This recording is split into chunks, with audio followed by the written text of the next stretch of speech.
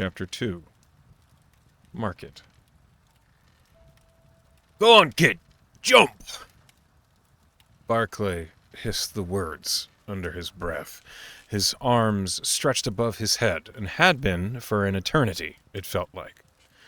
His hands were not a stable platform, and Tisila struggled to maintain her balance, thrusting her pelvis back and left in order to keep her weight above him. Her feet felt as though they would slip from his fingers any moment, but she had to trust. Above her, the brick sill of the window was only just out of reach, her fingers scrabbling and clawing at the rough-baked clay. I can't do this all day, Barclay strained, breathing quickly and harshly as he winced with the exertion. Here, I'm gonna lock up and you kick off. He looked up at Tisila to see if she heard him. Clear?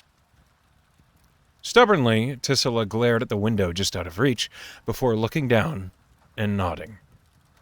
1, 2, no! Barclay locked his arms as Tisila jumped with all she had. Her feet sprang from his hands as he groaned at the sudden pressure, and had he still been holding her, he surely would have dropped her. Instead, Tisila's leap carried her upwards, high and even with the windowsill, but backwards as well. She bent forward and reached, her fingers scratching and clawing to make any purchase.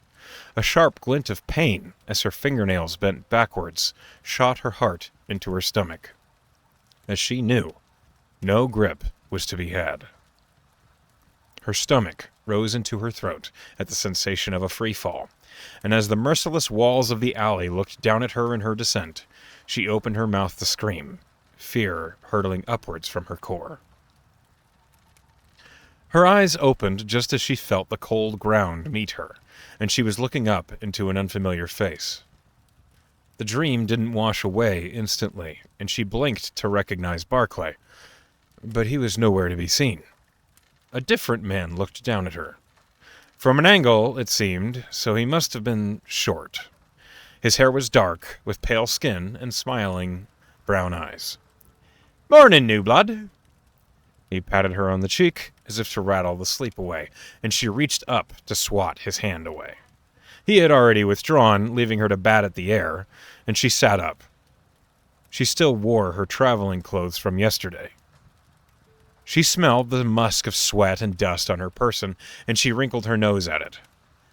Aye, you're pretty rank, you know. The man, a halfling, a race of remarkably small but hardy folk, nodded with a knowing grin. Everyone gets a freebie when they first show, but smell like that again and we'll string you right up. He pointed to the open door lit by a lantern.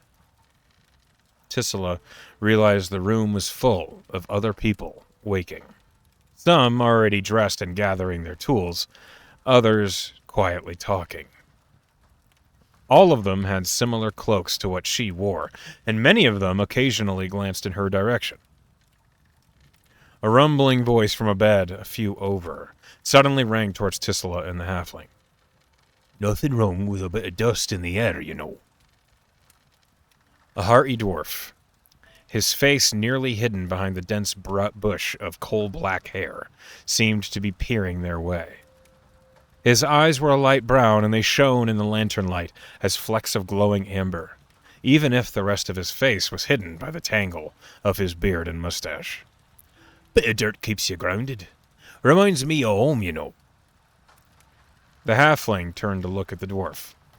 Well, you weren't sleeping next to it, or you might not be so keen on the smells of home. We could have traded, you know. I don't mind shifting if you need. The halfling turned his back on Tisila now, who looked on in sheepish wonder at this argument. It was, after all, entirely based upon her road stink. He continued. We do that, and I'll sink into the pit you've carved in that bed, Durley. Besides, it's not as though she could stink every... Without another word, Tisila stood, grabbing her rucksack, and strode into the washroom the halfling had indicated. To escape that particular conversation had become her top priority. The room itself wasn't large, but she felt the humid press of steam wash against her face. The promise of hot water raised Tisila's eyebrows, and she took in the room carefully. Wooden stalls, of which there were 4, lined the far wall of the washroom. A single, heavy brass grate in the middle of the room gurgled happily as hot water lazily curtained along the stone tiles from the 2 occupied showers. The near wall was lined with brass or copper hooks. Tisila couldn't be certain which, but she understood iron would have been a foolish choice, and upon them hung numerous linen towels and robes. The towels all appeared to bear the gold and red colors of the academy itself, but it was also clear these towels had been used and cleaned thousands of times, and the once vibrant golds and reds had bled and muted to a sorrowful pale lemon and pink. They did, at the least, still appear to function as towels and robes. Tisila looked back at the grate, and then up at one of the open stalls. The academy had plumbing. Her eyes were wide as she considered the thought. The only other instance she had heard of, a truly plumbed structure, was that of the noble estates back in Quarterstone. Back home, she reminded herself, as she approached the leftmost open stall. Within, she found a simple lock on the wooden door.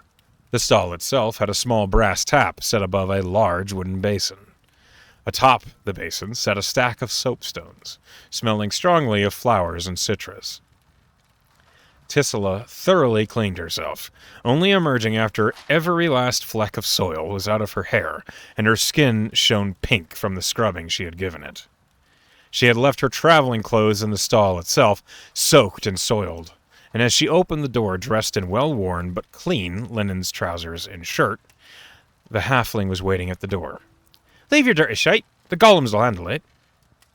At Tisila's confused expression, the halfling gestured with a hurrying motion. "Come on, you're going to be late. It's near dawn. White'll tan you if you're late your first day." Tisila did then hurry, pushing by the halfling to throw her new cloak on and gather her rucksack up and onto her shoulders. She turned to the halfling, who was teasing at his fingernails with a dagger. "I'm Thomas Soys, you know," he remarked as he watched her get ready. "Not that you asked." With a small blush of embarrassed apology, Tisila shook her head. "Sorry, I'm Tisila, and thanks." "Oh, Tizzy, I heard about you." Thomas smiled and turned to head towards the door. "Let's get out of here," he replied as he walked. A glance around the room revealed it had emptied while Tisila readied herself. Even the washroom had become vacant, and she marveled at how so many had slipped out without making so much as a whisper. She tucked her hands into the straps of her rucksack, letting her fingertips rest upon the pommel of the dagger hidden on the right band. She then nodded and followed Thomas out of the room. Just before dawn was not an unfamiliar hour to Tisila. The smell of dew and the chilled air, having missed the light of the suns, brought nostalgic memories to the forefront. Mere glimpses of what her life had been before. "What is now is still up in the air," she mused, as she wasn't certain what exactly she could expect from this place, nor from the mysterious instructor she was expected to answer to. Her mind, anxiously, drifted back to that alchemy table. What sort of student seeks that out? Her thoughts couldn't help but wander over the other students she had seen, if only briefly. Certainly not Durley. He seemed kind enough. Her eyes fell upon the back of Thomas's head. What if the little fellow was exactly the sort, making up for his small stature with dangerous poisons? She would be careful to trust him, certainly. I need to be careful about trusting any of them. As Thomas opened the door and began the trek down the stairs to their classroom, she pressed her lips in a thin, worried line. It's the first day, and it's better than jail, certainly. Tisila caught the door before it could close, and followed the halfling down the steps. As she descended, she could see her breath fog the air in front of her, the temperature dropping even further despite it being a summer morning. She marveled at the chill of the depth they had reached until she stepped upon the landing. Her eyes were wide as she looked out into the classroom. Just shy of a dozen students stood, many of them yawning, in the center of the room. No order was there to their formation, simply a cluster of figures in various leathers and wool. Quiet conversations rang at Tisila's ears, quiet enough that she could not make them out, despite trying. Either she wasn't as good at picking out conversations as she thought she was, or these people were simply better at hiding their voices than the average tavern-goer. With a small frown, Tisila looked at the group, suddenly awkward as she noticed a few eyes turn and notice her. She stood at the base of the steps, hesitating. Thomas turned to look at her before reaching the cluster, and he gestured for her to follow him. With a gratitude she would never express, Tisila stepped up to follow him, and with her approach she could almost feel the looks from the other students slide off of her. The door in the back of the room opened, quickly enough that the wooden board that formed its lock clattered in its mountings. Maxwell stepped into the room wearing the same brown and black leathers as he had worn the previous day. The students around Tisila silenced their chatter and whispers the moment the man appeared, despite noticing he hadn't looked at any of them. His eyes were locked on a long ledger that his fingers trailed on. When he spoke, it was with a sharp tone that startled Tisila. Schofield, you were seen and reported pilfering from the ship's stall. Maxwell glanced up as he said it, and Tisila could hear the breath catch in a short woman's throat. Second strike this week, lass. If you're going to pick a business, do it more carefully. Take a token, make amends. Maxwell gestured, and the woman scurried forward. Tisila watched as she took a small copper disc from Maxwell before turning and heading to the stairs. Next. Bunnybrook, the guards made note of a halfling cutting purses on the docks. Next to Tisila, Thomas cursed. Sorry, sir, I was in it. Sorry won't get you out of lockup. Take a token, give the good captain my regards, and the coin you took. Maxwell frowned. Make sure you give a little extra, for bad memories.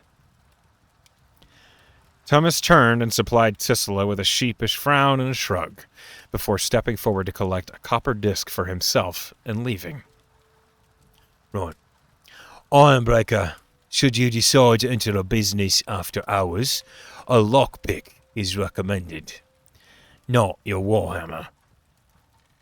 The familiar black-haired dwarf looked at the floor sheepishly, as Tisila couldn't help but to stand, mouth a little agape, at the idea of forcing her way into anywhere without fear of being caught.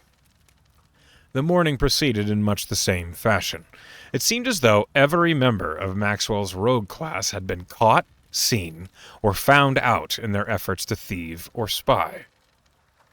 Finally, Tisila stood alone in the room, looking at Maxwell with an odd feeling of fear, mixed with superiority. She had stolen countless things, albeit small ones, from shops and townsfolk around Quarterstone. She could count the number of times she'd been caught on 2 hands. Well, maybe a foot as well. Still, she had been much more successful than not. Tisila, firstly, I'm glad to see you made it on time. Maxwell smiled without his eyes. Tisila returned the smile with a quietly nervous chuckle, uncertain whether more was expected. He set the slate he had been reading from down on the pedestal, and the smile disappeared. I don't want to waste any time. Your measurements have been sent to Sekka, who is fitting a suit of armor for you. For today, I want you to go out into the town. Ferrum has plenty of shops and markets, but we have an arrangement with most of them to cope with my students. Bring me no less than 10 gold's worth of goods. Coin works too, of course. Tisila's eyes nearly burst from her head. 10? That's more than I've taken in a month back home. Perhaps you'll smirk less at your classmates when you've had a taste of failure then, eh? Maxwell rolled the parchment up off of the slate and tucked it away. 10 gold by sundown. Get creative, lass. Tisila's mouth hung open once more. How do I... It won't even be dark out. How am I supposed to do? Steal in broad daylight? Her voice's pitch rose as her distress mounted. Good. You understand the main meaning by before sundown. Go on. Maxwell smiled again before turning and heading back through the door. Wait! How do I... Tisila's protest is cut off as the door is shut, and she realizes she is alone in the classroom. 10 gold. You could buy a horse for 10 gold. You could live off of 10 gold, and live well for a long time. Tisila turned and looked around the room as her thoughts raced. Had her face really betrayed her thoughts? Was she so obvious? Did she really look down on the others after hearing how they failed? She silently cursed herself before taking stock of what she had. A good, sneaky cloak.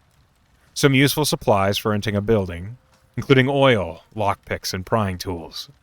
Ball bearings, rope, pythons and spikes, a short bow, a small pile of daggers and throwing knives. She closed her bag, looking up at the closed door, and then back to the stairs. If she was going to steal 10 gold worth of loot, she had to get started, and right now. 10 gold. Tisila closed her eyes before heading towards the steps. Fuck. The market was the busiest place Tisila had ever seen. A mere block away from the docks, the entire plaza that it seemed Farum was built around had more merchants and vendors than Quarterstone could ever have hoped to boast, easily by half. The sheer variety of people, however, was what struck Tisila the most. The most common folk, of course, were humans. Where there were 5 individuals in line at a vendor, it was likely 3 of them would be human. But that did not diminish their variety, either. From the nearly ebony black skin of Peripatans to the snowy pale complexions of northern Terraconans, it was immediately clear this town was a destination for countless voyages. The languages, the accents, the sheer volume of cultures that Tisila witnessed in a short walk around the market was boggling, to say the least. In addition, the collection of other, rarer races was astounding. Goliaths, dwarves, elves, halflings, half-orcs, tiefling, all of these Tisila knew well. Others, more exotic folk with fins along their hairlines and blue skin, or people that appeared to be made of flame that roiled beneath their gray and black skin. Small, draconic folk with sharp teeth and long snouts that wore broad hats made of straw or leather. Beautiful strangers with hair that would glow in the sun's light, or towering draconic people that would dwarf the small ones with gleaming scales and sharp, fiery eyes. Strange, colorful folk with fur, ears, and tails that made them appear to have been cats that rose above their nature. She was here to steal from them. All of them. I've heard of privacy in public, but with so many people. Tisila frowned as she paced the outskirts of the market. In Quarterstone, the travelers would stop at the Hilton a Half Inn, where it would be easy to linger near the carts, quietly slipping into their purses before they would head inside. Here, with so many people, it might be easier, but also she would have to be among them, in the crowd. The anxiety of conversation would only keep Tisila away from the pockets of the townsfolk for so long. She stalked the edges of the market until the suns had risen high. She became grateful for the nearness of the bay. The salty sea wind washed through the streets like a balm, cleansing the heat away that might have made her efforts even more difficult. Sweat is a complication, she remembered. Finally, Tisila's resolve grew strong enough to press into the throng of people. She would prove to Maxwell she could come up with 10 gold, and she would do it on her first day. Her teeth grit. She let her eyes fall onto the shoulders and chests of people as she passed between them. People don't see folk they don't expect, girl. You don't look 'em in the eye, they'll forget you soon as you pass. Barclay's words pulled a swell of nostalgia from deep within her gut as she exercised the skill he taught her so long ago. The skill that kept her fed for years. It did not take Tisila long to find a suitable target. In front of a vibrant, colorful stall of glassworks, a thick line of people were milling, densely packed and speaking excitedly with each other. Among them, a tall and stout draconic man was inspecting a twisting glass.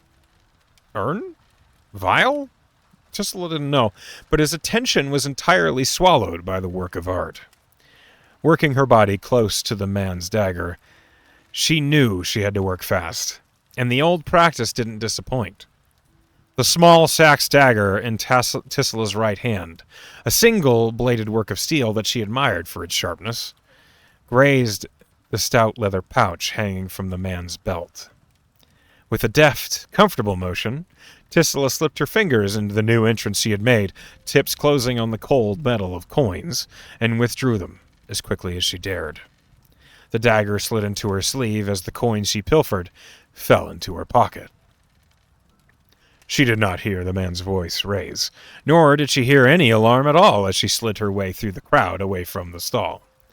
The anxiety turned to exhilaration as she closed her hand upon the coins she had taken. The metal was warming with her own body heat, and she couldn't help but smile. 10 gold.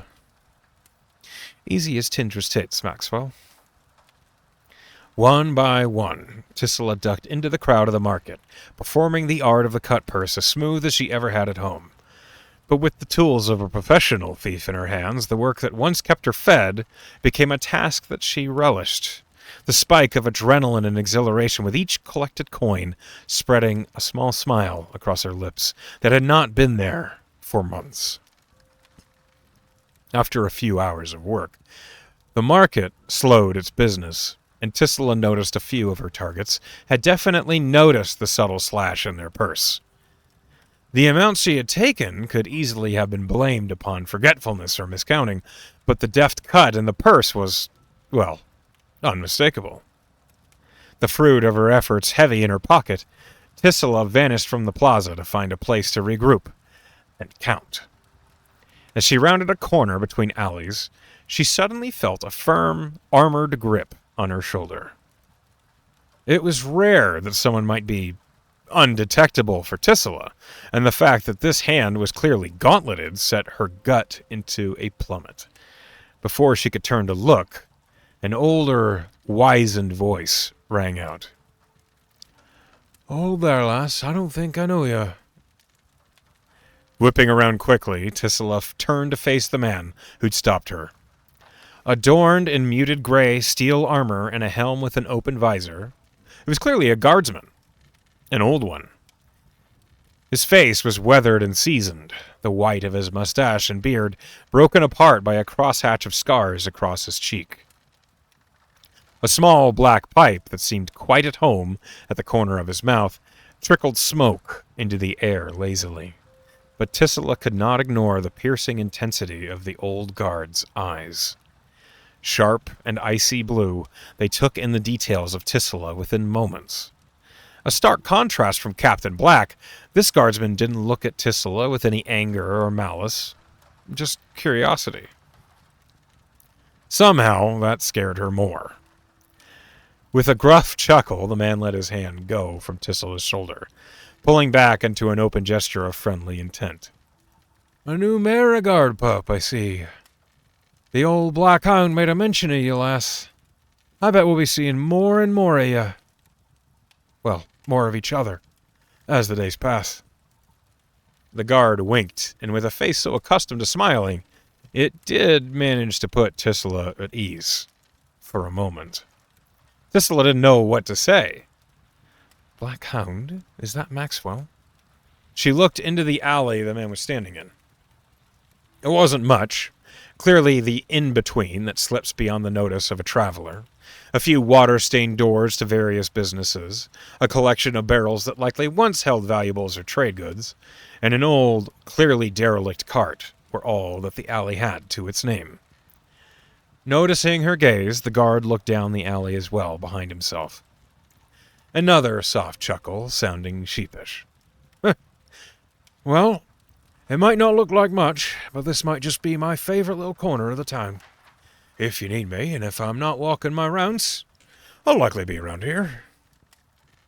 A moment passes before the guard starts suddenly. Oh, here I am, guessing you know what's what, but I gather you're from north, and not close by, neither. I'm Corporal Logan. Just, Logan to everyone else. He offers his hand to Tisila by way of greeting. You already know who I am? Tisila looked down at the hand, uncertain how to handle a guard that was not immediately suspicious of her. Oh, just what the hound had to say. We have an agreement, he and I, you see. Logan's hand still floated, waiting. After a long pause, Tisila finally grasped it. Tisila. Logan smiled behind the thick white of his beard, and the grip of the sheik was firm, but did not last long as he gestured away from the alley. A pleasure, Tisila.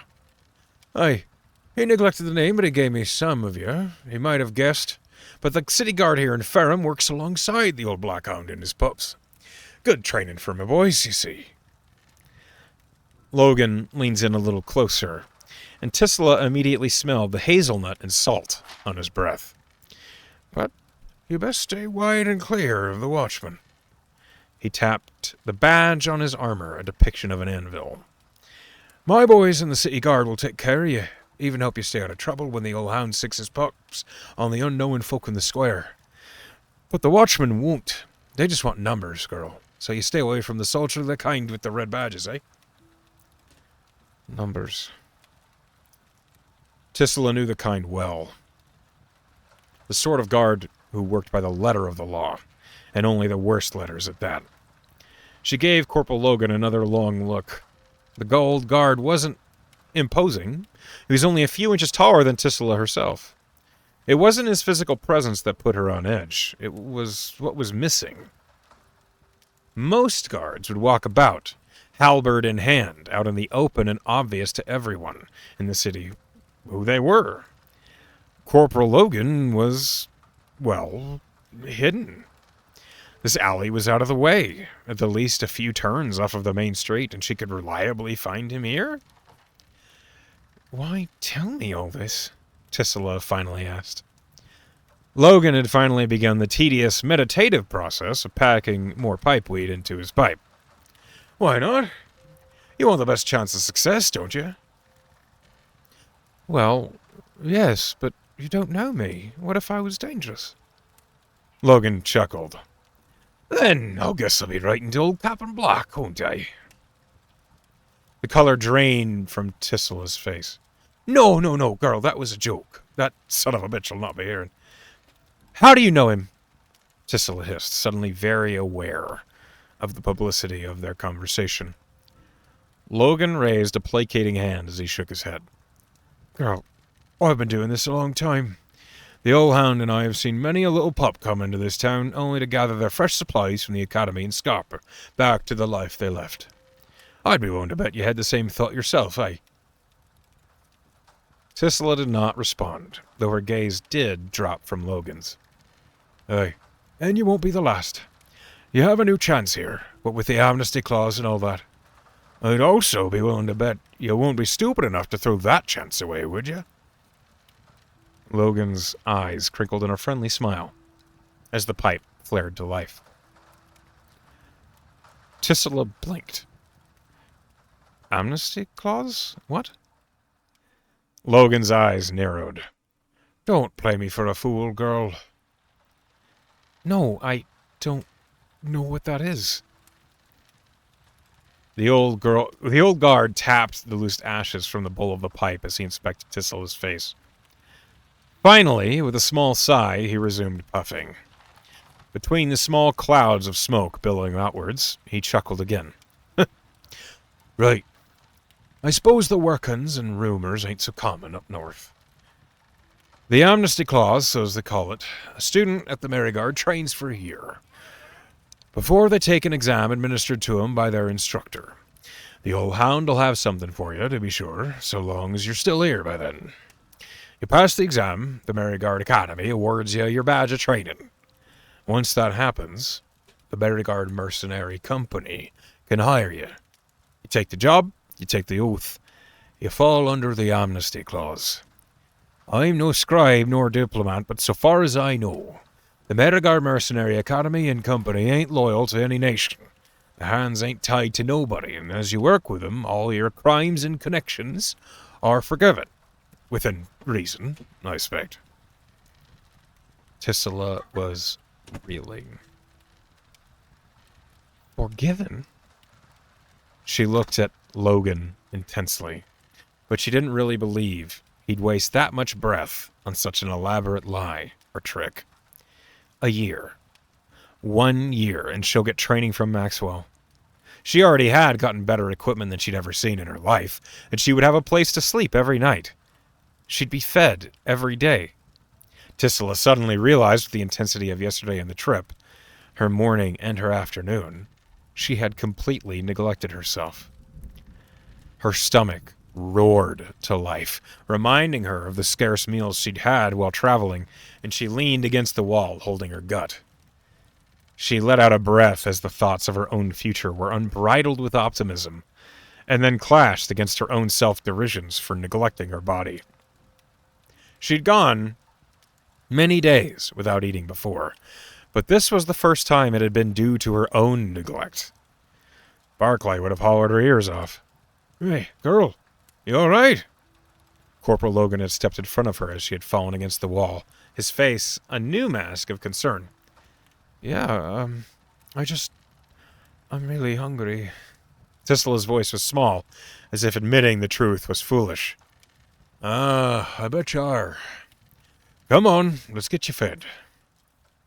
The old guard wrapped his fingers around her shoulder, pulling her along the alley, as he prattled on about the apparently numerous options for a meal in Ferrum. "And girl, you best take my advice on this one. None can quite compare to the fine work of Boone and his crew at the Maryguard." As Tisila allowed herself to be guided, and she furrowed her brow. "They said the mess hall was run by golems. Is Boone one of them?" Logan chuckled. "No. The Maryguard, not the Maryguard. You'll see what I mean." Nestled between a healer's shop and an herbalist was an enormous tavern. Compared to the Hilt and a Half, this tavern was robust. Clearly multiple stories, with a bold reddish wood facade and broad windows. Small signs in the wide glass windows advertised various foods and drinks imported from across Aurelia. Specialties of the cooks, a promise of apple pie. It was an appealing front, to be sure. Music performances by traveling bards were heralded all across the standing billboard on the wooden deck, while more smaller notices of Maryguard bard buskers that planned to make their appearances decorated the actual door of the tavern. A painted sign above it all showed a drunken guardsman, his helmet askew and his hands clasped around a tankard that spilled over the sides with amber ale. Emblazoned across the sign next to him in crimson lettering, "The Merry Guard." Tisila glanced up the street and saw the open, sturdy portcullis of the Maryguard Academy. This tavern was hardly a block from the academy, and surely the name was an intentional pun. How long it had been there? Surely there was no way the tavern was here first. She felt a slight unease. She was on assignment, after all, and she still had not managed to count the coins she had pilfered from the crowd, and Corporal Logan had not given her a moment to glance at her take. Tisila could not afford to risk the guardsman confiscating what she had earned. Instead, with the promise of a meal, she figured she would find the time after getting some sort of food in her belly to separate and resume the task at hand. After all, she was extremely hungry. With Corporal Logan leading her along, she stepped up the aged wooden steps into the tavern.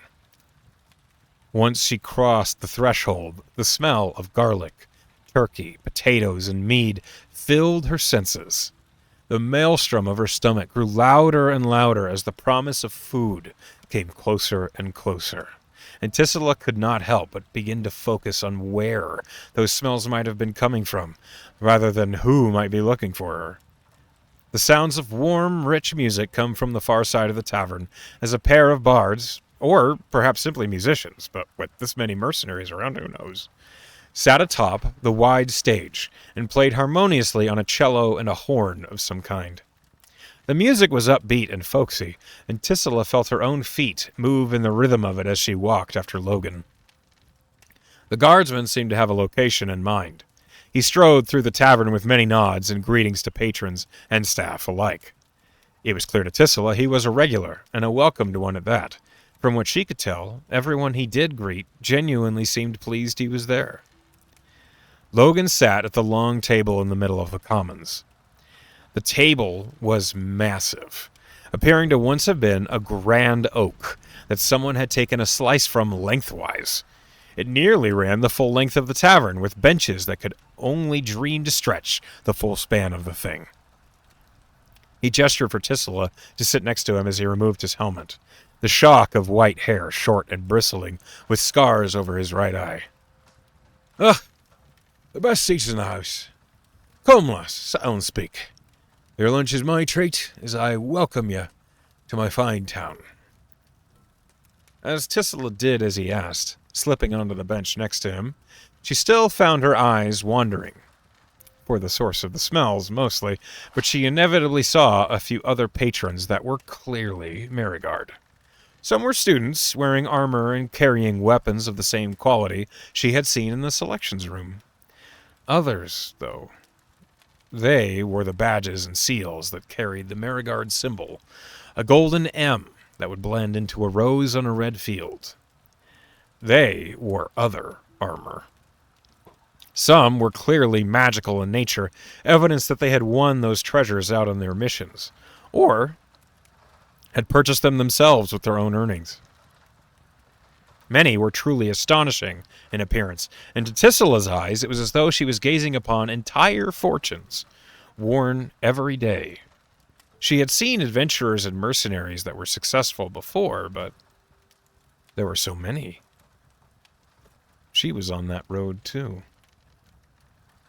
"Lass?" Corporal Logan's voice suddenly pulled her out of her thoughts. "Oh, I'm sorry, what?"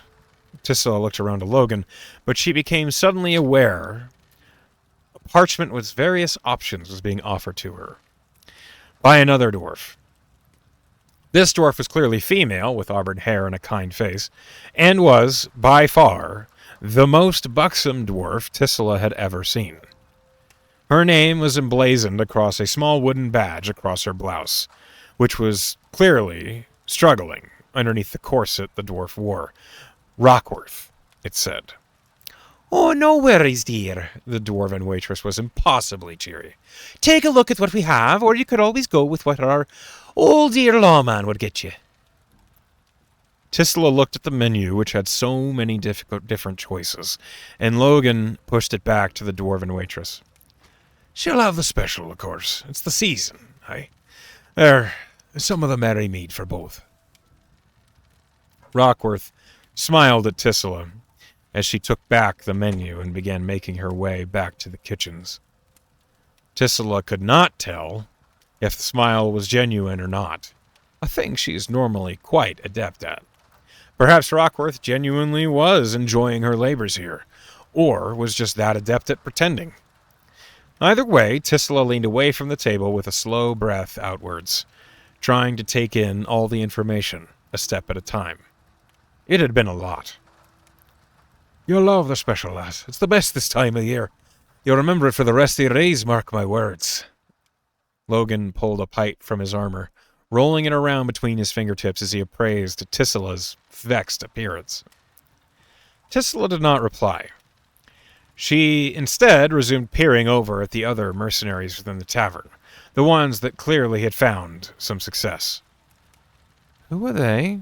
she asked quietly, her finger steadily pointing. Logan glanced over and gave a small chuckle. Good eye on you, lass. Contractors, of course. I'm sure you have the right guess of it. Students once that did their time and got hired on. Tisila considered this. She did, indeed, suspect that, but to have it confirmed, she considered her next words carefully. Logan was a guardsman, after all, and she was clearly a thief. Well, a rogue in training. They look better armed than an entire order of Vion. Oh, that they are. You might say they're keen to take on the hells themselves, geared like they are. He shakes his head. They're in town to help prepare for the old fall festival. Tisila nodded. She didn't know what that quite meant, but she was tired of admitting just how clueless she was to Logan, despite how kind he appeared to have been. Her thoughts didn't linger there, however, as placed before her was the Merry Guard House Special. A wooden platter lined with fork-tender turkey that swam in ginger marinade gleamed up at her. Each slice of it was thicker than her thumb, and she marveled at what bird could have been big enough to hew such tremendous slabs of meat from. Beneath them, a mound of white and gold mashed potatoes filled the plate, only to be nestled with dozens of scales of steaming artichoke, each dressed in a melted blanket of pale cheeses, burnt to golden on their flats. Sliding next to her platter of turkey, a tall brass tankard of mead that glinted with an icy chill along its hull reflected Tisila's wide, hungry eyes back at her. Go on, then, Logan urged, his own fork cutting a chunk of his turkey into pieces. It won't eat itself, eh? For the moment, the anxiety of her mission set aside, the smells of garlic and ginger and turkey filled her mind, and Tisila did as she was bid. The potatoes dripped with butter and sin, and as she felt the artichoke and cheese carve away on her teeth, she relaxed a little. Maybe this wouldn't be so bad.